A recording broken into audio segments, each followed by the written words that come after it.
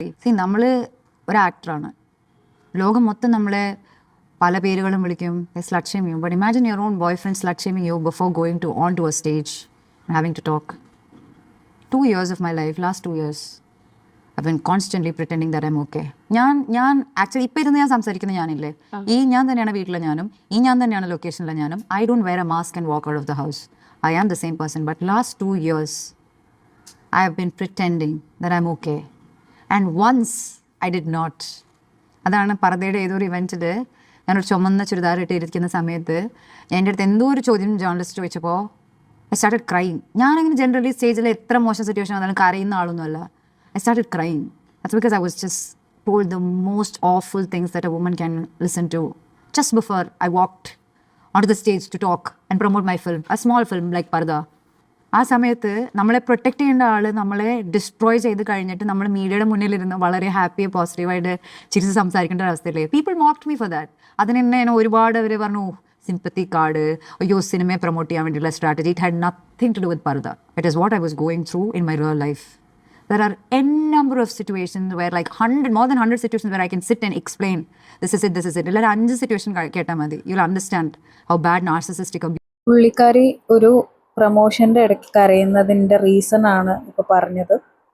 അവർ ചുമന്ന ചുരിദാർ ഇട്ടിട്ട് പർദ്ദ എന്ന് പറയുന്ന മൂവിയുടെ പ്രൊമോഷന് പോയ സമയത്ത് പുള്ളിക്കാരി കരഞ്ഞതിൻ്റെ റീസൺ താൻ അങ്ങോട്ടേക്ക് പോകുന്നതിന് മുൻപ് തൻ്റെ കാമുകനിൽ നിന്നും സ്ലട്ട് ഷെയിമിങ് ഉണ്ടാവുകയും ആ സ്ലട്ട് ഷെയിമിങ് കാരണമാണ് താൻ അവിടെ ഇരുന്ന് കരഞ്ഞതെന്നുമാണ്.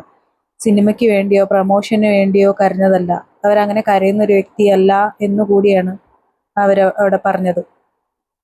പക്ഷെ ആളുകൾ അത് തെറ്റിദ്ധരിക്കുന്നുണ്ടായത്. ആ കുട്ടിയുടെ ഉള്ളിൽ ആ വേദനയോടുകൂടി കരഞ്ഞതാണ്. കാരണം ആ പർദ്ദ എന്ന് പറയുന്ന മൂവിയും അത് കണക്റ്റഡ് ആണ്. അതുകൊണ്ടാണ് അവർക്ക് അങ്ങനെ പറയാൻ പറ്റിയത്. പർദ്ദ എന്ന് പറയുന്ന മൂവിയിൽ ഫുള്ളി കവേർഡായിട്ട് സ്ത്രീകൾ നടക്കുന്ന ഒരു സിനിമയാണത്. ഫുള്ളി കവേർഡാണ്, മുഖം പോലും കാണിക്കാൻ പറ്റില്ല ആ നാട്ടിൽ എന്നുള്ള ഒരു കഥയാണ്, ഒരു നരേഷൻ അതാണ്. അപ്പം അതുകൊണ്ട് അത് കണക്ട് ചെയ്യാൻ പറ്റി. സ്വന്തം ജീവിതത്തിലും തൻ്റെ കാമുകൻ ഫുള്ളി കവേർഡായിട്ട് നടക്കണം എന്ന് പറയുന്ന ഒരവസ്ഥ, താൻ ധരിച്ച വസ്ത്രത്തെ സ്ലട്ട് ഷെയിം ചെയ്യുന്ന ഒരവസ്ഥ പുള്ളിക്കാരി വിവരിക്കുകയാണ്. പക്ഷേ my idea of that is not to come and sit here and talk about my personal life, because at this point, like I said, I'm not a victim, I'm a survivor. I survived it. എപ്പോഴാണ് തിരിച്ചറിഞ്ഞത് ഇത് പ്രശ്നമാണ്, ഇതിൽ നിന്ന് ഞാൻ പുറത്തു വരണം എന്നുള്ളൊരു തീരുമാനം എടുക്കല്ലോ? ആ തീരുമാനമാണ് പലപ്പോഴും പലർക്കും എടുക്കാൻ പറ്റാതെ പോകുന്നത്. ആ തീരുമാനം എപ്പോഴാണ് എടുത്തത്? See, it's very difficult. കാരണം എന്താണെന്ന് വെച്ചാൽ this relationship is never stable. അതായത് this is not stable. It's like either ഭയങ്കര ഹൈ അല്ലെങ്കിൽ ഭയങ്കര law. There's no normal to it. But there are times where this person would like let's end this other than the parna pom. 2 days later like I can't live without you, baby. How do you expect me to live without you? I will never leave you. And then this patch up again happens. It keeps happening. There was a point in this year where again when all this abuse was happening, I was going through my own battles in my life. When you're going through extreme anxiety and stress, നമ്മുടെ ബോഡിയിൽ എന്തെങ്കിലും 10% എന്തെങ്കിലും പ്രശ്നം ഉണ്ടെങ്കിൽ അത് ഒരു 70% കൂടും. Physically I was ഈ ആങ്സൈറ്റി കാരണം ഈ അബ്യൂസ് കൊണ്ട് ഉണ്ടാവുന്ന ഫിസിക്കലായിട്ടുള്ള എഫക്റ്റ് എന്ന് പറയുന്നത്, for example like I would have like എൻ്റെ കാല് panic attacks, anxiety attacks, yes, blackouts constant ആയിട്ട്. പിന്നെ ഐ വാസ് അവർക്ക് പാനിക് അറ്റാക്ക് വരെ വന്നു എന്നാണ് പറയുന്നത്. ആങ്സൈറ്റി അറ്റാക്ക് വന്നു, ഇടയ്ക്കിടയ്ക്ക് അവരുടെ ബോധം നഷ്ടപ്പെടുകയാണ്, ബ്ലാക്ക് ഔട്ട് ആവുകയാണ് എന്നൊക്കെയാണ് ആ കുട്ടി പറയുന്നത്. അവർ അത്രയേറെ വിഷമിച്ച് അത്രയേറെ ശാരീരികമായി ബുദ്ധിമുട്ടിയിരുന്നായിരുന്നു. കൈ വിറയ്ക്കും, കാല് വിറയ്ക്കും, കണ്ണ് വിറച്ചുകൊണ്ടിരിക്കും. തൻ്റെ കണ്ണ് വിറച്ചുകൊണ്ടിരിക്കുന്നതുകൊണ്ട് പല സമയത്തും ഷൂട്ടിംഗ് നിർത്തേണ്ടി പോലും വന്നിട്ടുണ്ട്. കാരണം ഒരു ആക്ടറിനെ സംബന്ധിച്ചിടത്തോളം കണ്ണാണ് പ്രധാനം.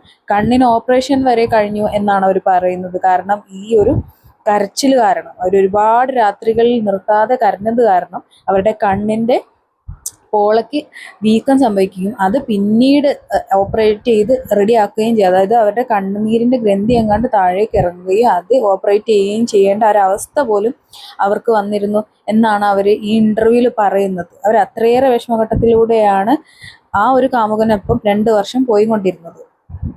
losing a lot of weight. ഇതൊന്നും നേരത്തെ സംഭവിച്ചിട്ടില്ല. None of this. I was a happy child. I was a normal child.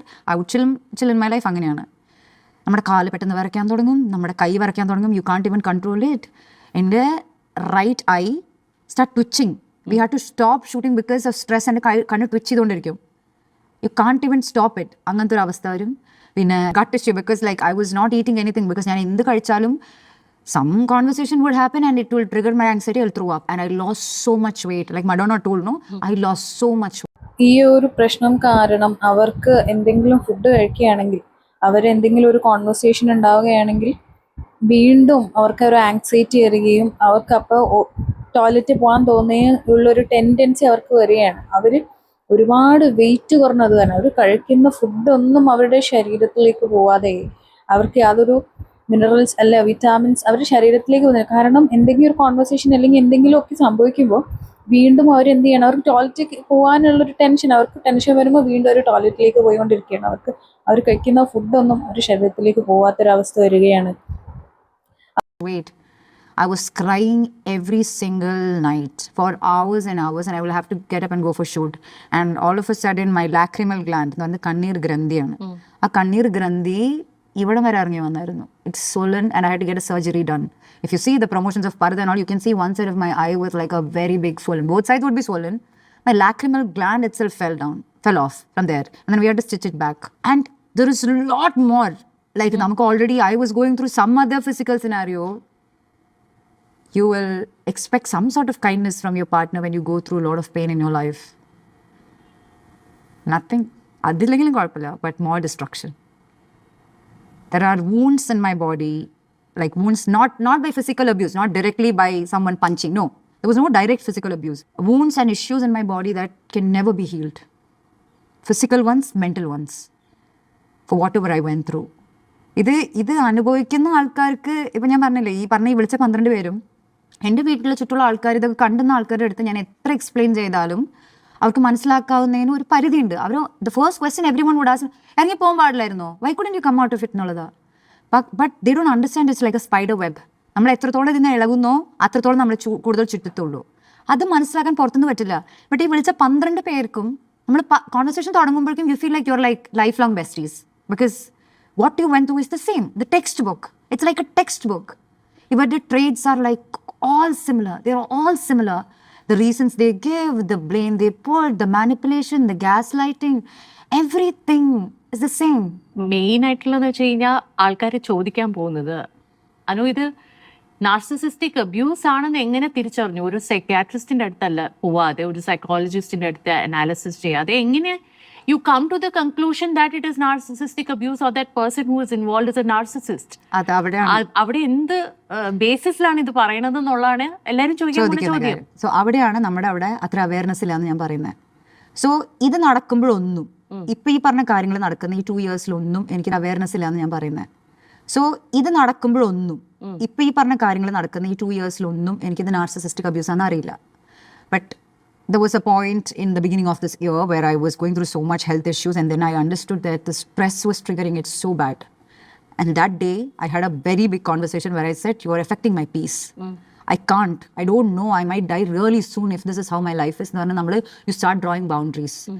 And slowly you start seeing through this person. Like നമ്മൾ ഇത്ര നാള് ഇയാൾ നല്ലൊരു വ്യക്തിയാണ്, പക്ഷേ he has like so many traumas in the past from whatever family or whatever issues he had.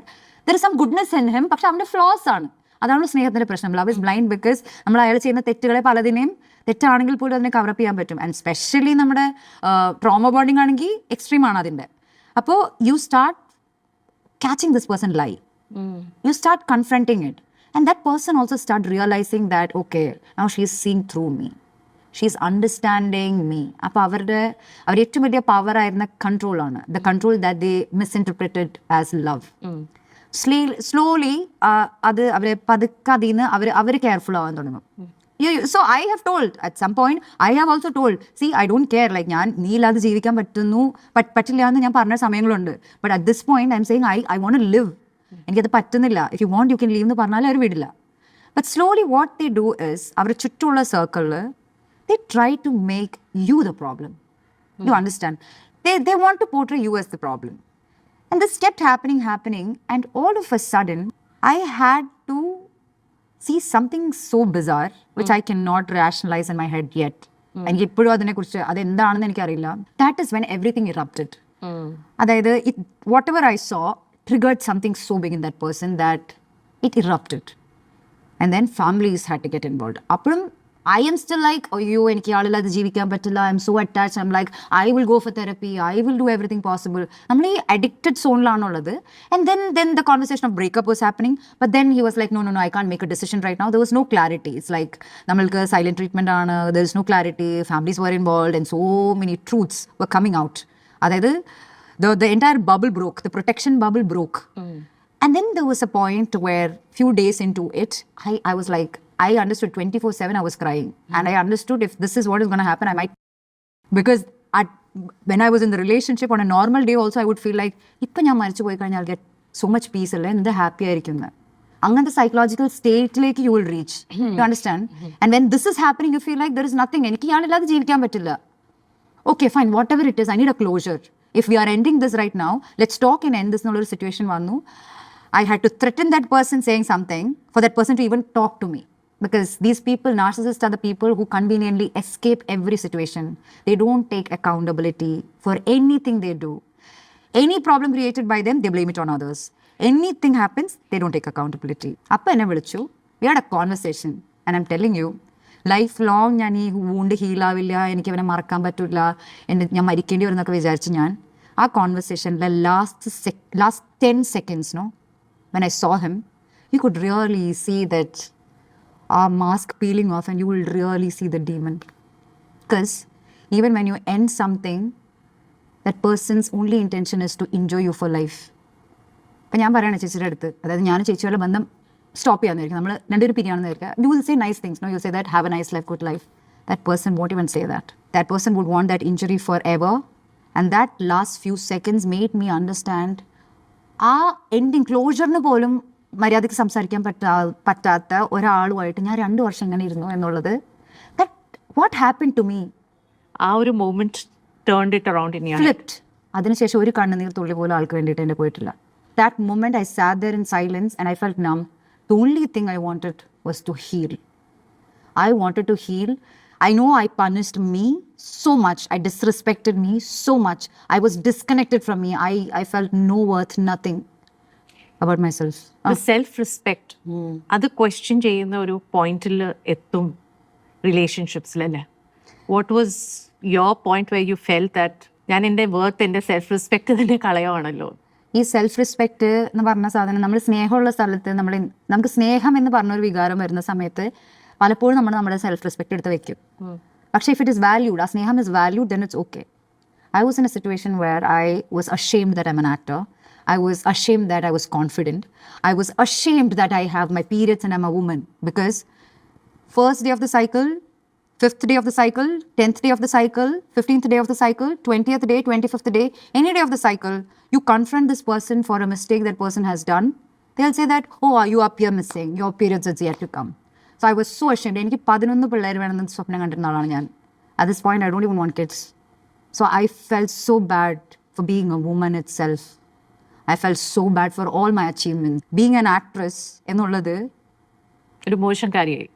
അത് മോശക്കാരി എന്ന് പറഞ്ഞാൽ imagine you are slut shamed by your own person constantly. അപ്പോൾ എപ്പോഴെങ്കിലും ഒരു തെറപ്പിയിലേക്കോ അല്ലെങ്കിൽ ഒരു തെറപ്പിസ്റ്റിൻ്റെ അടുത്തേക്ക് കൊണ്ടുപോകാനോ നിങ്ങൾ തമ്മിൽ സംസാരിച്ച് അത് സോൾവ് ചെയ്യാനോ റിസോൾവ് ചെയ്യാനോ എന്തെങ്കിലും ഒരു ശ്രമം ഉണ്ടായിട്ടുണ്ടോ? I understand how it works, but for the benefit of the viewers, because everybody would be asking you this.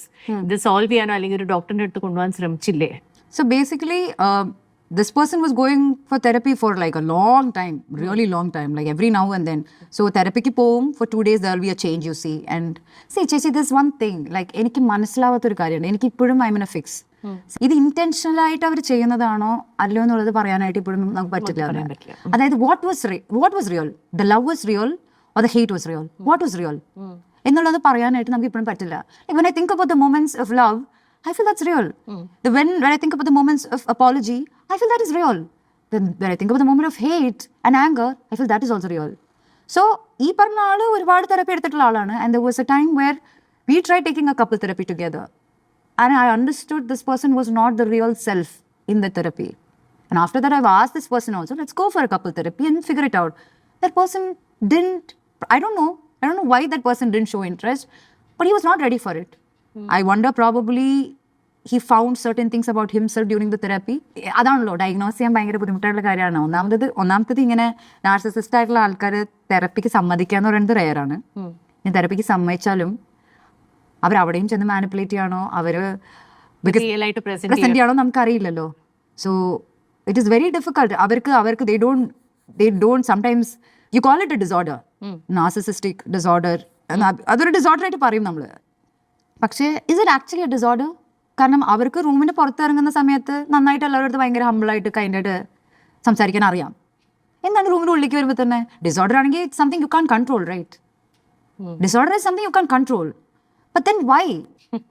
Why do they behave so different outside, and then why do they behave so different inside? They're two different people. ഇത് കേട്ടിട്ട് I feel like you have lived an entire life cycle through these 2 years, അല്ലേ? ഇപ്പൊ തിരിഞ്ഞു നോക്കുമ്പോൾ what do you feel at this moment? See, like I said, like the easiest way to convey what I went through is me sitting and explaining whatever I went through. Like you know parts of it. But that's not what I want. Because again, I'm telling you, I am not a victim right now. I'm a survivor. പക്ഷേ ഞാൻ ഇന്നിവിടെ ഈ ഇൻ്റർവ്യൂവിന് വന്നിരുന്ന് ഈ വാക്കിനെ narcissistic അബ്യൂസിനെയും കുറിച്ച് trauma ബോണ്ടിങ്ങിനെയും കുറിച്ച് like I was trauma bonded to this person. ഞാൻ പറഞ്ഞില്ല, ഞാനത് ലവ് ആണ്, അൺകണ്ടീഷണൽ ലവ് ആണെന്ന് വിചാരിച്ചിരുന്ന കാര്യം ഇനീഷ്യലി അത്